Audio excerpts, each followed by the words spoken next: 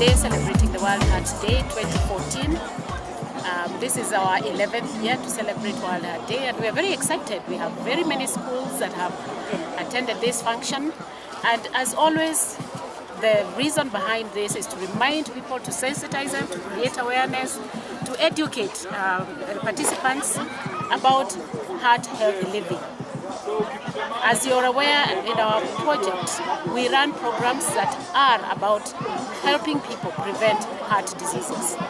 We teach them about healthy feeding. We teach them about the importance of physical activity. Like now, all of them have walked away. They are going to walk 5 kilometers, and they are going to be back. And that is, again, to emphasize the importance of physical activity.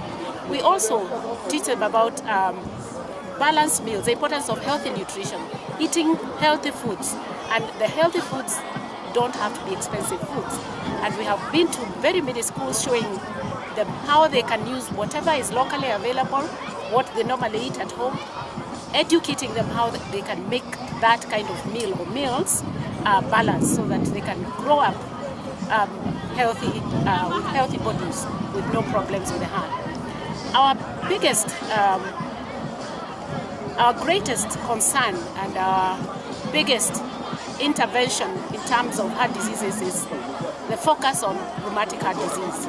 We like the children, because we focus a lot on schools, we would like the children to almost make it a song that a strep sore throat can lead to a deadly disease called rheumatic heart disease.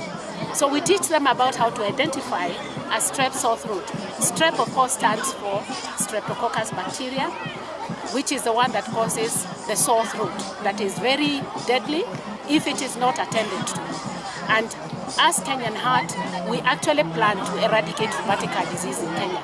We want to do that by sensitizing the public and all the members of the various schools, wherever public meets, that a sore throat, a strep sore throat should not be ignored.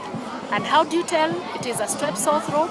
If it comes suddenly, that is one of the symptoms. If you have a very painful sore throat that it has no relation to anything else, and also if you have a very, very high fever out of nowhere, and also if your tonsils, the back of the throat, the nodules, the glands that lie under here, under our necks, and can be seen through the mouth, if they are swollen, that is a sign of a strep sore throat, and it should not be ignored. You should go and see your nearest health provider or see your nearest doctor.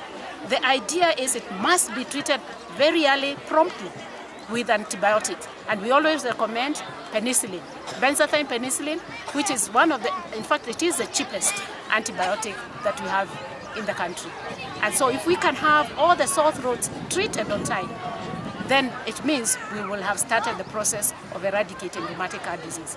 About adult diseases, of course, we teach them about the importance of, again, keeping their weight down.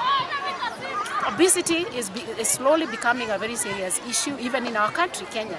It used to be elsewhere, like in America and all that, but here it's become, even for children.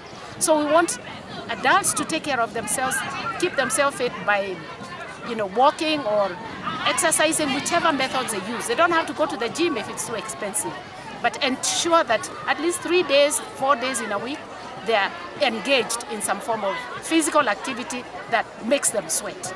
That is good for them. And also to be aware that hypertension is a very dangerous condition. Hypertension is high blood pressure.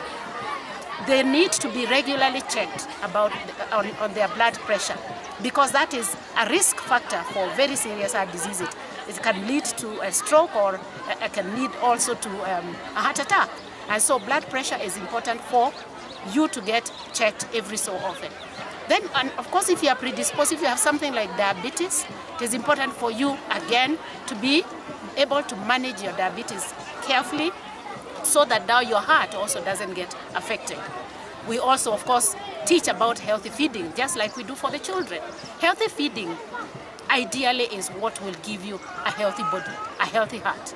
So if you eat balanced meals, reduce sugars, reduce fatty foods, reduce very rich foods like the ones they sell in the takeaway places. If you can reduce that and concentrate more on fruits, vegetables and proteins that don't have high fats, then we are good to go with a healthy heart and a healthy body.